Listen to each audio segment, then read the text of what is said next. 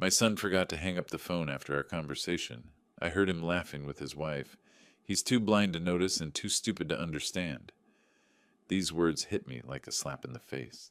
I quietly hung up the phone myself and went to the bank. A month later, I handed him the lawsuit and said, "Let's meet in court." He was scared because he knew it was his end, but he didn't realize that my plan was just beginning. Before we continue, please subscribe to the channel and let us know where you're listening in the comments.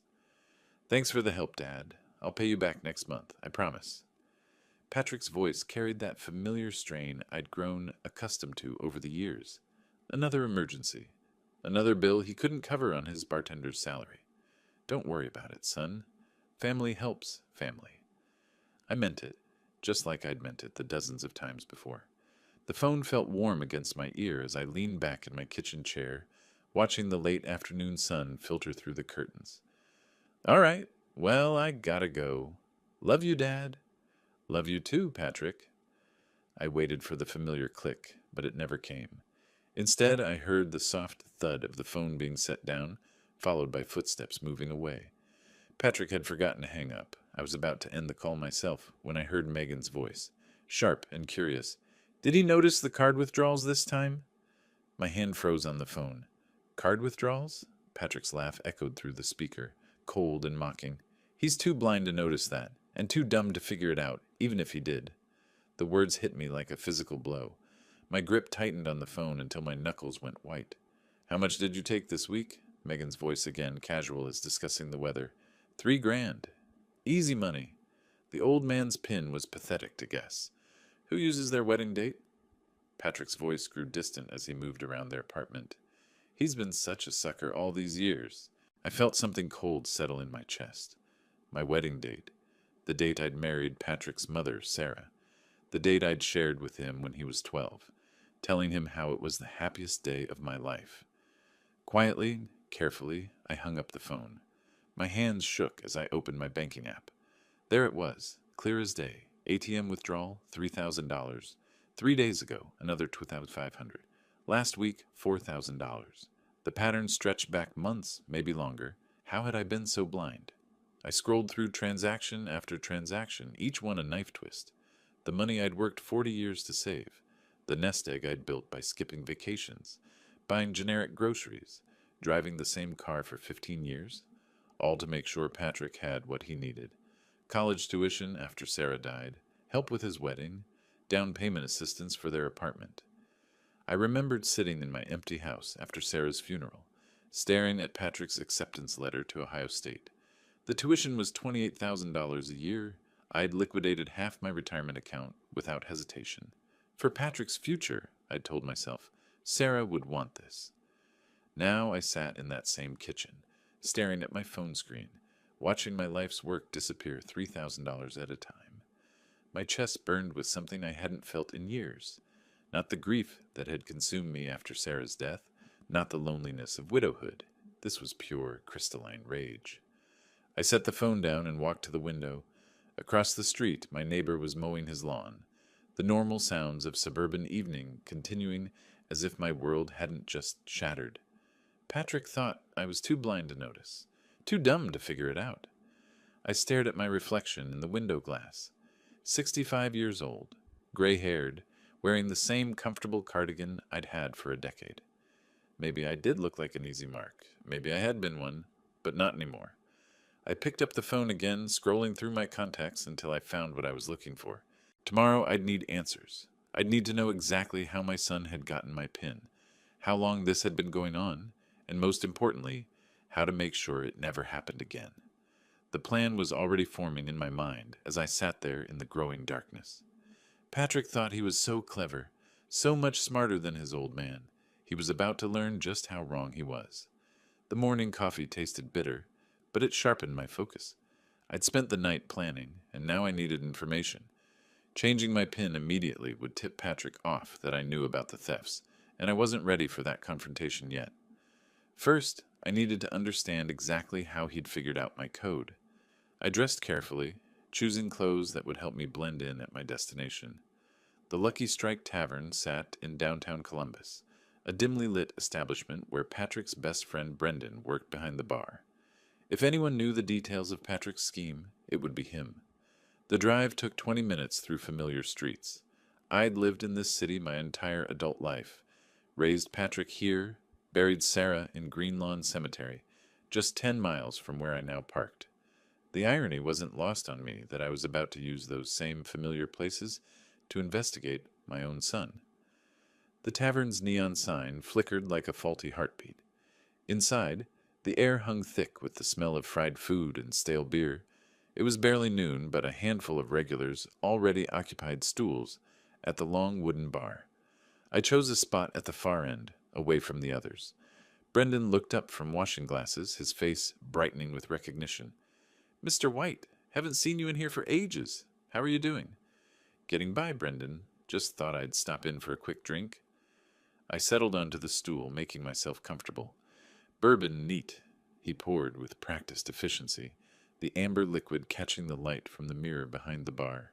"Patrick mentioned you've been helping them out a lot lately. That's really generous of you." "Family's important." I took a sip, letting the burn settle in my throat. "Speaking of which, how's Patrick handling his finances these days? He seems less stressed about money lately." Brendan's expression shifted slightly, a hint of something that might have been discomfort. "Yeah, he's been more relaxed about that stuff. Says he figured out a system." "A system?" I kept my voice casual, mildly curious. "Sounds like Patrick. Always was clever with numbers. Well, you know how it is with bank stuff." Brendan wiped down the bar with unnecessary vigor. "People find ways to make things work." I leaned forward slightly, lowering my voice to a conspiratorial whisper. "Between you and me, I've been having trouble with my own banking lately. Keep forgetting my PIN. How do you young folks remember all these numbers?" Brendan relaxed, apparently relieved to move to safer ground. "Oh man, that's the worst. I use my birthday, but Patrick always said that was too obvious. He uses dates that mean something to him, you know? Like, he told me he cracked his dad's PIN by trying important family dates." My heart hammered against my ribs, but I kept my expression neutral. "Smart thinking. What kind of dates?" "Well, he said he tried your birthday first, then his mom's, then—" Brendan paused, realizing he might be sharing too much. "I probably shouldn't be talking about this stuff." "Oh, don't worry about it. I'm just impressed he remembered all those dates." I raised my glass in a mock toast. "To good memories." The memory hit me like a physical blow. Patrick at 12 years old, sitting on our back porch after Sarah's funeral, tears streaming down his face. "Tell me about the day you married Mom," he'd whispered. "Tell me about when you were happy." I'd sat beside him, my own grief raw and overwhelming, and told him everything. How Sarah had looked walking down the aisle, how my hands had shaken when I slipped the ring on her finger, how we'd danced to, at last, as husband and wife. March 15th, 1982. The date I'd entered as my PIN 15 years later when the bank required a 4-digit PIN. "Yeah," Brendan continued, oblivious to the storm raging inside me. "He said it was your wedding anniversary.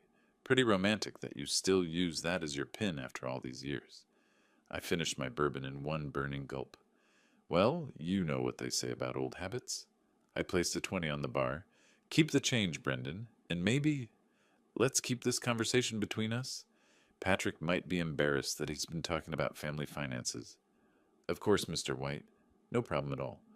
I walked out of the tavern on unsteady legs, the spring air hitting my face like a slap. In my car, I sat gripping the steering wheel until my knuckles went white again. The wedding date. My most precious memory had become the key to my son's betrayal. I started the engine and pulled into traffic, heading toward Patrick's apartment. It was time for a conversation, but not the kind he was expecting.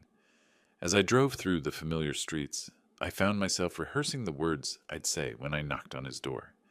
Patrick thought he was so clever, using my love for his mother against me. He was about to discover that some memories were worth fighting for. The steering wheel bit into my palms as I pulled up to Patrick's house. Brendan's words echoed in my head. "He said it was your wedding anniversary." The modest duplex sat before me, its overgrown lawn a stark contrast to my meticulously maintained yard. "I'd helped with the down payment on this place 3 years ago." I knocked firmly. 3 measured raps. Patrick opened the door in sweatpants and a stained t-shirt, his hair disheveled like he'd just woken up at 2 in the afternoon. His face shifted from confusion to forced brightness. Dad, what are you doing here? I know everything. The words came out steady, controlled. Return my money. His mouth opened, then closed. What money? Dad, I don't know what you're talking about. I pulled the folded bank statements from my jacket pocket, the paper crackling like accusations. These withdrawals, my PIN, my wedding date. The color drained from his face. He stepped back, leaving the door open between us like a shield. That's impossible. I would never... March 15th, 1982. I read the numbers aloud like an indictment. The date I married your mother. The date you've been using to steal from me. Who told you that? His voice cracked, the pretense crumbling. Does it matter? I stepped inside without invitation, scanning the living room. New furniture, a massive television mounted on the wall. All purchased with my money, my memories. Patrick's jaw tightened. Fine. Yes, I took some money. But it's not stealing when it's family. Some money? I unfolded the statements completely. $37,000 over 8 months. Megan appeared from the kitchen, her voice sharp as a blade. Patrick, what's going on? Your father-in-law knows about our PIN arrangement. Arrangement? The word tasted bitter. Is that what we're calling theft now? Megan crossed her arms, her stance defiant. You have more money than you know what to do with, sitting alone in that big house. At least Patrick put it to good use. The memory hit me without warning. Patrick's wedding day, 4 years ago. I'd stood at the reception, watching him dance with Megan, remembering my own first dance with Sarah. Later that night, I'd written them a check for $10,000 as a wedding gift. Money I'd saved by eating dinner alone, night after night, in a house that felt too quiet without Sarah's laughter. Good use? I looked around the room again. Like that television? Those leather chairs. Patrick's shoulders squared, defiance replacing shame. You should be grateful it was me and not some stranger. At least the money stayed in the family. Grateful? I repeated the word like I was tasting something rotten. Look, Dad, you're getting worked up over nothing. It's not like you need the money. What are you going to do with it anyway? Buy another cardigan? Megan laughed, a harsh sound that cut through the tension. He probably doesn't even remember giving us that PIN in the first place. I hadn't given them anything. The PIN was private, sacred. It represented the only day in my life when everything had been perfect, when Sarah had walked toward me in white lace and promised forever. They'd taken that memory and turned it into a tool for theft. I want every penny back. My voice stayed level, controlled. By next week, Patrick scoffed. Or what? You'll call the police on your own son. The challenge hung in the air between us. I folded the bank statements carefully, deliberately, tucking them back into my pocket. We'll see. I turned toward the door, each step measured and purposeful. Behind me, I heard Megan whisper something sharp to Patrick, heard his muttered response. The door closed with a definitive click. In my car, I sat for a moment, hands gripping the steering wheel until my knuckles went white. The engine hummed as I pulled away from the curb, thoughts churning like storm clouds. Patrick thought this was over. He thought I'd slink home, defeated and embarrassed, like some doddering old fool who'd been taught his place. He was about to learn how wrong he was. The door closed behind me, the quiet house amplifying the echo of Patrick's defiance. I hung my coat on the familiar hook, the empty hallway stretching before me like a reminder of all the solitary dinners, all the holidays spent alone since Sarah died. I walked to the kitchen and set the kettle on the stove. The withdrawal papers lay spread across the counter, each transaction a small betrayal. Maybe I should just let it go. $37,000 was a lot of money, but I had enough to live comfortably. Maybe Patrick was right. What was I going to do with it anyway? The kettle's whistle pierced the silence. I poured the hot water over a tea bag, watching the amber color bloom through the clear liquid, like spreading regret. But as I stirred, a different memory surfaced. Patrick's sophomore year at Ohio State. He'd called me, panicked, saying he needed $5,000 immediately for books and lab fees. I'd driven to the bank that same day, withdrawn the money from my vacation fund. Sarah and I had been planning a trip to Ireland before she got sick. We never made it. I set down the spoon with more force than necessary. 3 years later, Patrick's car had broken down. Another emergency, another withdrawal from my dwindling retirement savings. Then his wedding, his apartment deposit, his credit card debt from the failed business he'd started and abandoned within 6 months. I walked to the living room, where our family photos lined the mantelpiece. Sarah smiled back at me from our honeymoon picture, her face radiant with joy. Next to it sat Patrick's college graduation photo, the one where he'd thrown his cap in the air while I stood proud in the background. I'd sacrificed everything for that moment. My dreams, my retirement plans, my chance to travel while I was still young enough to enjoy it. All so Patrick could have opportunities I'd never had. You should be grateful it was me, and not some stranger. His words replayed in my mind as I traced Sarah's face in the photograph. She'd been the one who insisted we start a college fund when Patrick was born. He deserves every opportunity, she'd said, counting out dollar bills from her teacher's salary. Even then, she'd been thinking of his future. I picked up the wedding photo, feeling the weight of the silver frame. March 15th, 1982. The happiest day of my life, reduced to a 6-digit code for my son's convenience. The anger hit me like a physical force. Not the hot, impulsive rage I'd felt earlier, but something colder, more calculated. I set the photo down carefully, deliberately. Calling the police crossed my mind briefly. Credit card fraud was a felony. But Patrick was right about one thing. I couldn't do that to my own son. However, there were other ways to handle theft, legal ways that didn't involve criminal charges. I climbed the stairs to my bedroom, each step feeling purposeful. In the bathroom, I brushed my teeth while staring at my reflection in the mirror. 65 years old, gray-haired, wearing the same comfortable cardigan Patrick had mocked. Maybe I did look like an easy mark, but looks could be deceiving. I turned off the lights and slipped into bed, the sheets cool against my skin.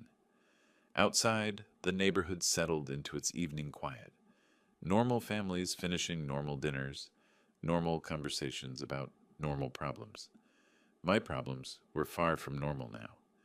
As I lay there in the darkness, a plan began to take shape. Not revenge, justice. There was a difference, and I intended to make Patrick understand exactly what that difference was. The digital clock beside my bed glowed red in the darkness. 11:47 p.m. Tomorrow was Friday. The courthouse would be open. I'd need to make some calls, do some research. 40 years as an engineer had taught me the value of preparation and precision. I closed my eyes, but sleep remained elusive. My mind raced with possibilities, strategies, the careful steps I'd need to take. Patrick thought he was smart, thought he'd outsmarted his foolish old father. Tomorrow, I'd begin teaching him just how smart this old man could be. Sunlight filtered through the blinds as I rose, the plan from last night sharp in my mind, like a blueprint finally drawn to scale. I'd slept better than expected, the decision bringing an unexpected peace. By 7 a.m., I was dressed in my best suit, the navy one I'd worn to Sarah's funeral, pressed and dignified. The drive to First National took 15 minutes through quiet morning streets. I parked deliberately close to the entrance, clutching a manila folder thick with printed bank statements, transaction records, and notes I'd compiled during my sleepless hours. The bank lobby buzzed with fluorescent energy, early customers conducting their morning business. I approached the customer service desk where a young woman with carefully styled hair greeted me with practiced enthusiasm. "Good morning. How can I help you today?" "I need to report unauthorized use of my debit card." I set the folder on her desk with deliberate weight. Multiple withdrawals over several months. Fraud. Her smile faltered slightly. "Oh my.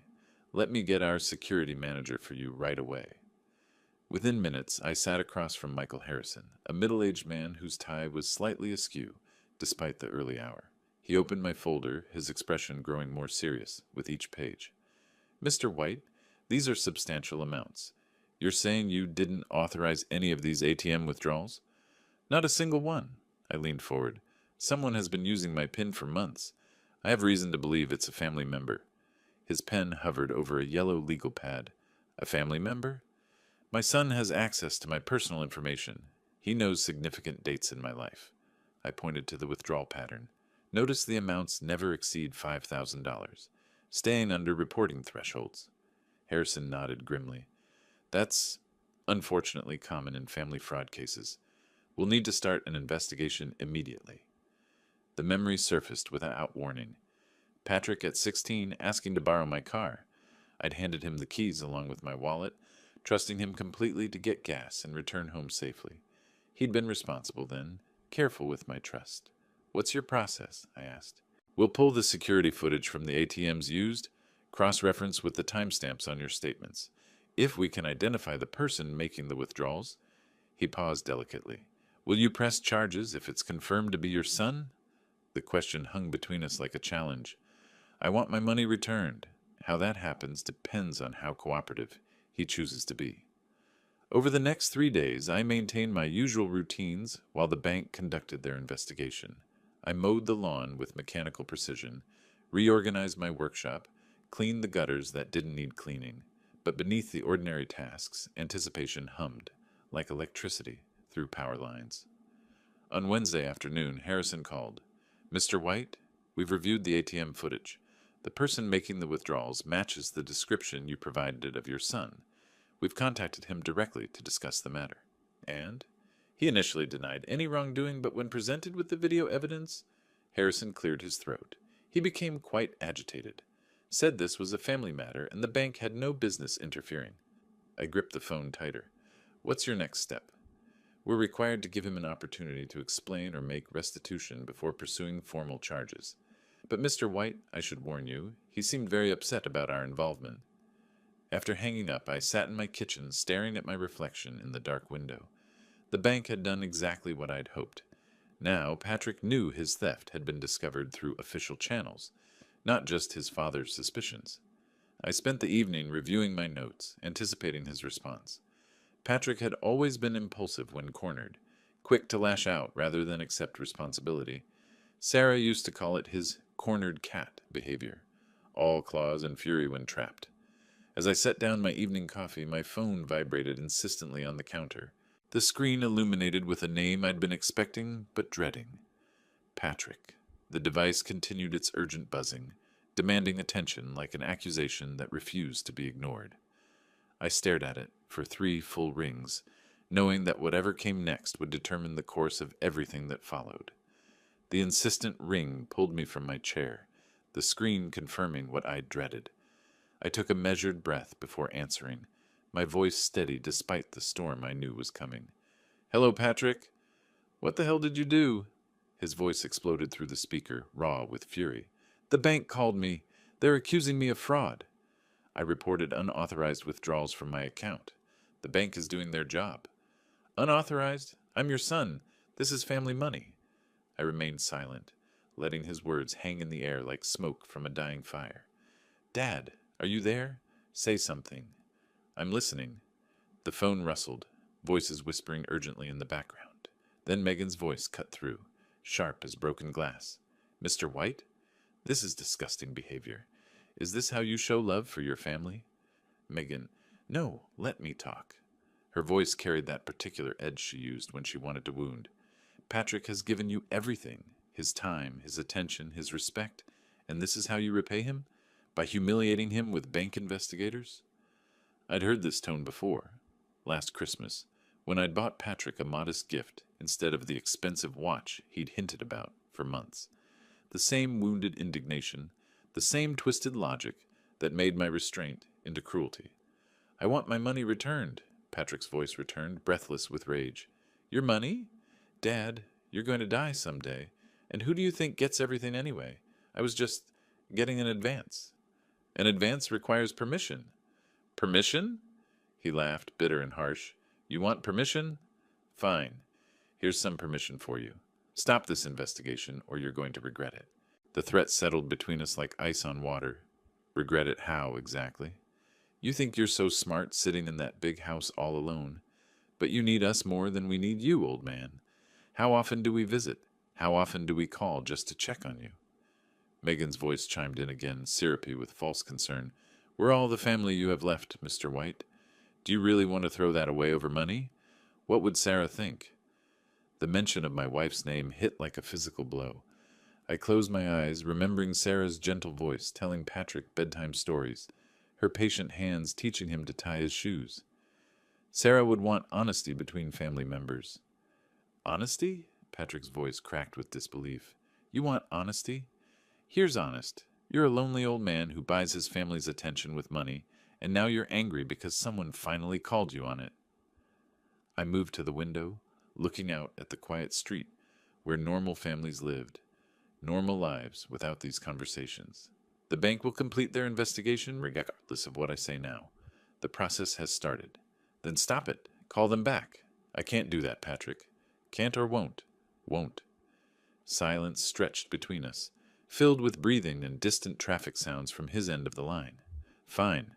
His voice dropped to something colder, more calculated. You want to play this game? We'll play. But don't come crying to us when you realize what you've lost. The line went dead. I set the phone down carefully, methodically, like diffusing a bomb. My hands trembled slightly, not from fear, but from the effort of maintaining control during 20 minutes of concentrated venom.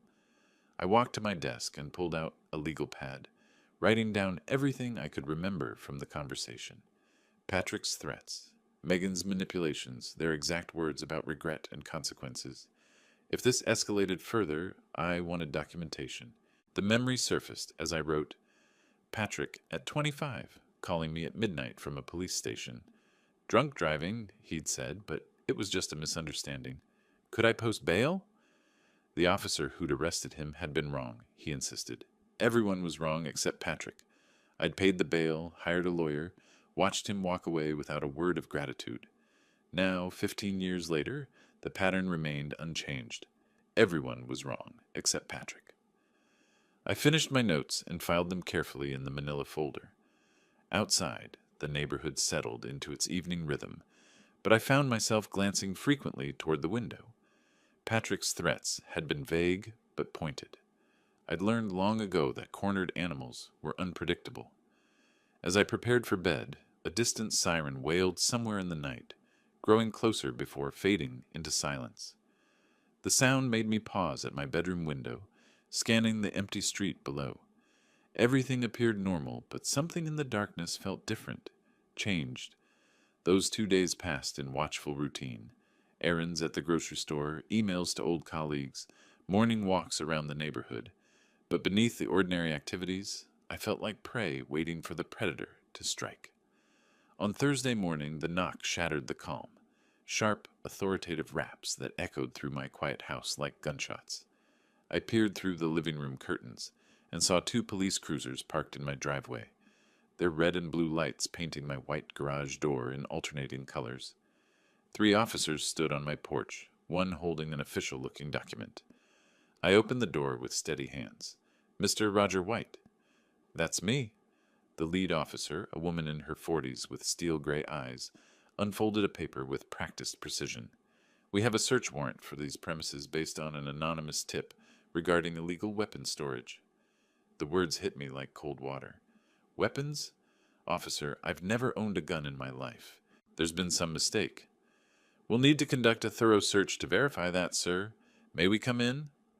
I stepped aside, my mind racing. Anonymous tip. The timing was too convenient, too perfectly vindictive. Patrick's voice echoed in my memory. You're going to regret it. Within minutes, my home transformed into chaos. Drawers pulled open, couch cushions overturned, kitchen cabinets emptied onto counters. I followed them from room to room, watching 40 years of careful organization crumble under their methodical invasion. Sir, you'll need to wait outside while we complete the search. On my front lawn, I stood like a defendant in my own life. Neighbors emerged from their houses, phones raised, recording my humiliation for posterity. Mrs. Henderson from next door whispered urgently to her husband, their words lost in the morning air, but their judgment clear. A memory surfaced, unbidden. Patrick's 21st birthday. I'd surprised him with a weekend trip to Chicago, paid for it entirely from money I'd saved by eating lunch at home instead of restaurants. We'd toured the architecture, visited museums, shared deep dish pizza. He'd hugged me at the train station, said it was the best birthday ever. Mr. White? The lead officer reappeared. We've completed our search. No weapons were found on the premises, because I don't own any. The tip mentioned specific locations, basement storage, bedroom closets. We found nothing to substantiate the claim. Her voice carried a note of apology, but her eyes remained professional. We'll file our report accordingly." They departed as efficiently as they'd arrived, leaving behind overturned furniture and violated spaces. I watched their taillights disappear around the corner, then turned back toward my house. The front door stood open like a mouth frozen mid-scream. The door clicked shut behind me, the scattered papers crunching under my steps as shock settled into something harder, more focused. Books lay spine up on the floor, their pages splayed like broken wings. Kitchen drawers hung open, their contents spilled across counters in accusatory piles. I walked to my study where the computer still hummed quietly on the desk. The Facebook icon glowed blue in the corner of the screen, a platform I'd avoided for years, preferring phone calls to public declarations. But Patrick's threats had changed the rules. I logged into the account I'd created but never used, my fingers moving slowly across the keyboard. Sarah had set it up for me before she died, insisting I'd want to see photos of future grandchildren. There were no grandchildren now, only betrayal. I navigated to Megan's profile, her smiling face mocking me from a vacation photo I'd unknowingly funded. The latest post was pinned at the top, uploaded 2 hours ago. A video. The search. My humiliation captured in high definition. "Unfortunately, my father-in-law has taken the wrong path," the caption read. "We're heartbroken, but not surprised. Mental decline affects many elderly people, leading to paranoid delusions and accusations against family members. Please keep him in your thoughts and prayers during this difficult time. Family, first." Mental health awareness. The video showed police cars in my driveway, officers carrying boxes, neighbors gathering like vultures. 47 likes, 16 shares, comments flowing like poison. So sad when they get like this. My grandmother did the same thing before we had to move her to assisted living. "You're such a saint for putting up with this, Megan." I slammed the laptop shut, my hands trembling with rage. The phone rang. My bank. "Mr. White? This is Michael Harrison from Fraud Investigation. I wanted to update you on your case." "What's the status?" "Well, it's taking longer than expected. These family matters are complicated. We've spoken with your son again, and he's maintaining his position that the withdrawals were authorized." "Authorized?" My voice rose despite my efforts to stay calm. "I told you they weren't." "Yes, but without additional evidence or a criminal complaint, our options are limited. We can freeze the account, but recovering funds already withdrawn." He trailed off diplomatically. "What you're telling me is that you won't help." "We're doing everything we can within our guidelines, Mr. White. Perhaps this is something better resolved within the family." I hung up without another word. The laptop sat closed on my desk, Megan's lies still glowing behind its dark screen. 47 people now believed I was a mentally declining old man making paranoid accusations against my loving family. I opened the laptop again, stared at the post, and made a decision. If they wanted to play in public, we'd play in public. But this time, I'd control the narrative. I pulled out a legal pad and began writing. Not angry words or emotional pleas, but a methodical plan. 40 years as an engineer had taught me that every problem had a solution if you approached it with the right tools and sufficient patience. Patrick thought he was smart. Megan believed she was clever. They were about to discover the difference between cunning and intelligence.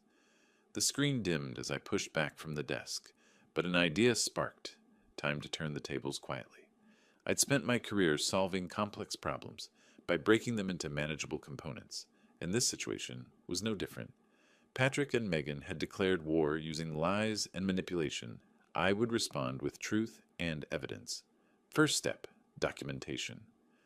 I downloaded a call recording app onto my phone, the kind divorce lawyers recommend to their clients. Every future conversation with Patrick would be preserved, his words captured for posterity. Second step, professional help. I found Detective Marcus Webb through the yellow pages, his ad promising discreet investigations for sensitive matters. His office occupied the second floor of a shabby building downtown, the kind of place where people went when they had nowhere else to turn. $37,000 over 8 months, I explained, sliding the bank statements across his cluttered desk. I need to know what they spent it on. Webb was younger than I'd expected, maybe 45, with intelligent eyes and hands that moved constantly, adjusting papers, tapping pens, checking his phone. Surveillance isn't cheap, Mr. White. My daily rate is 300 plus expenses. How long would you need? For this amount of theft?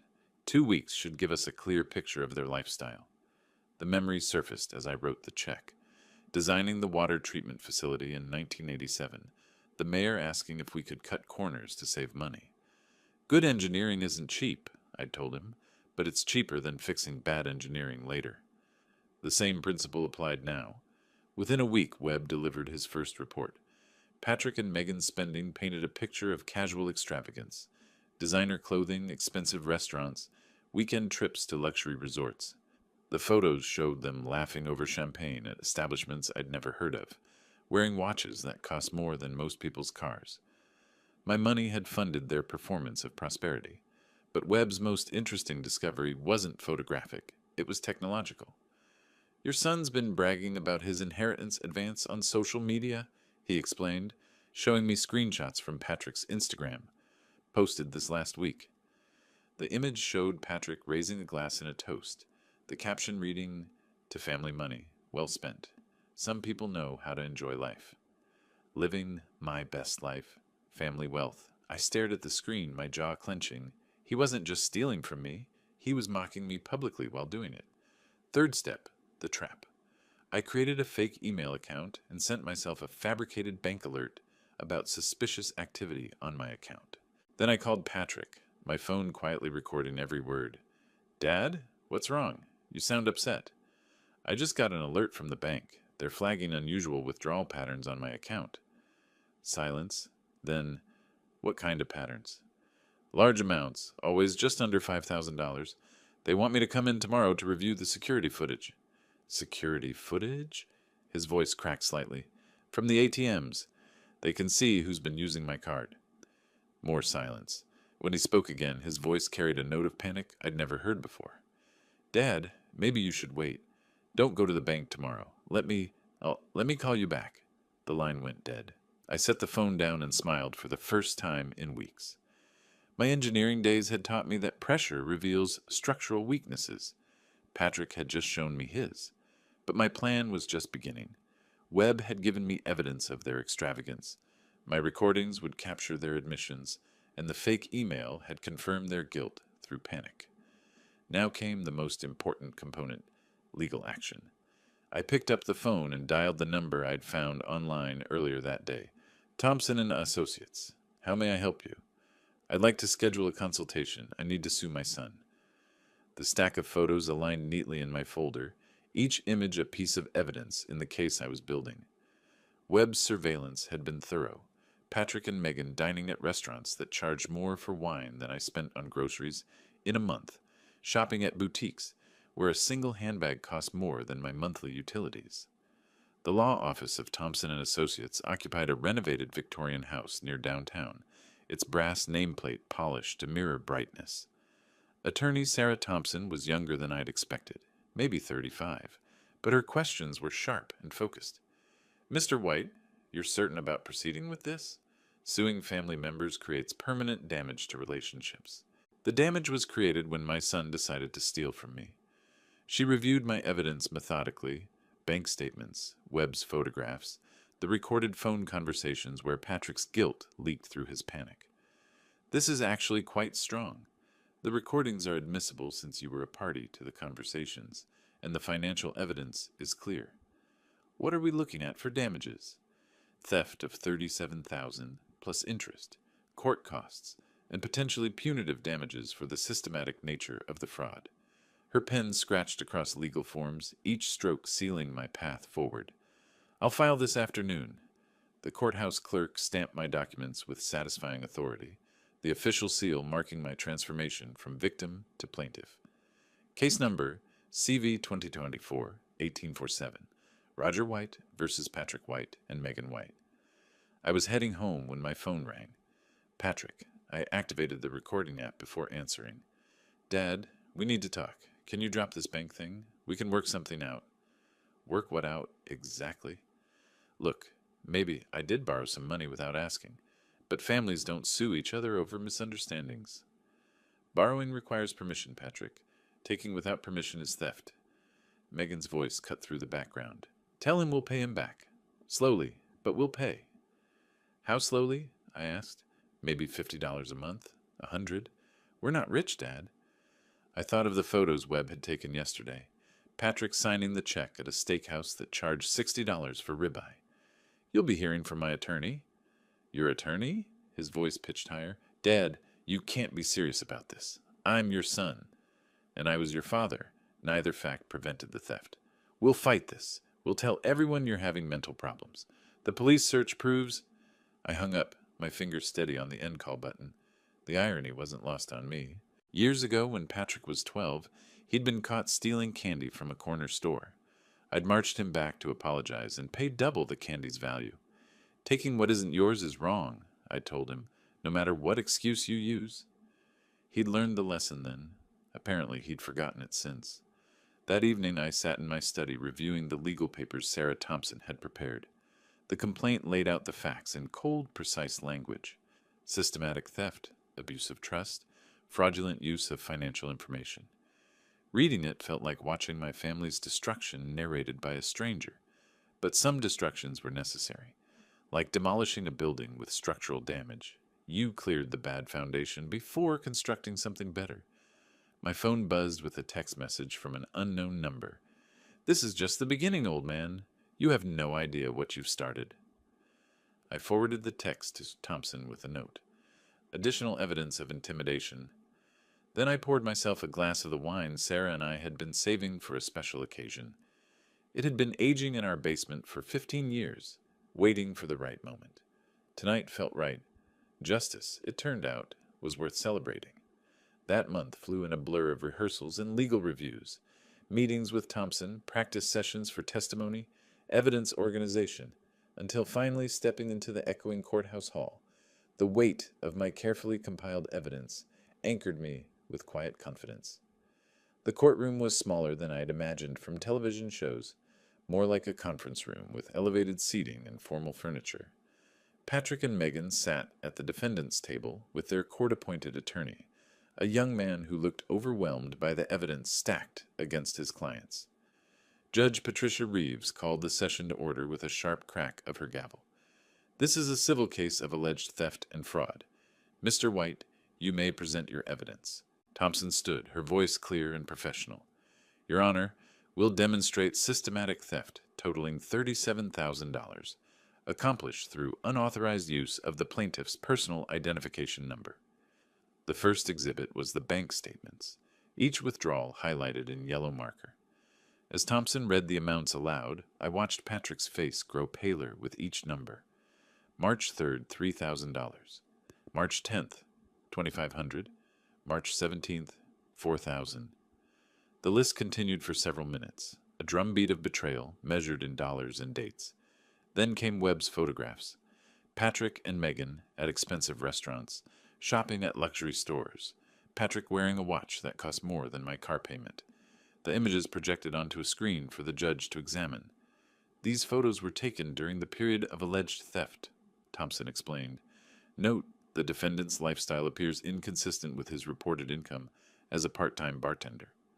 But the moment I'd been waiting for came when Thompson activated the recording from my phone. Patrick's voice filled the courtroom, his panic clear as he begged me to avoid the bank's investigation. Dad, maybe you should wait. Don't go to the bank tomorrow. Let me call you back. The recording continued with our later conversation. Look, maybe I did borrow some money without asking. Judge Reeves leaned forward. Did I hear the defendant admit to taking money without permission? Patrick's attorney objected weakly, but the damage was done. Patrick had confessed in his own words. When it was their turn to defend, Patrick took the stand with shaking hands. Your Honor, my father gave me permission to use his account. He's getting older, sometimes forgets things. Do you have any written permission? Thompson asked during cross-examination. Well, no, but... Any witnesses to this alleged permission? It was understood between us. Family doesn't need formal permission for everything.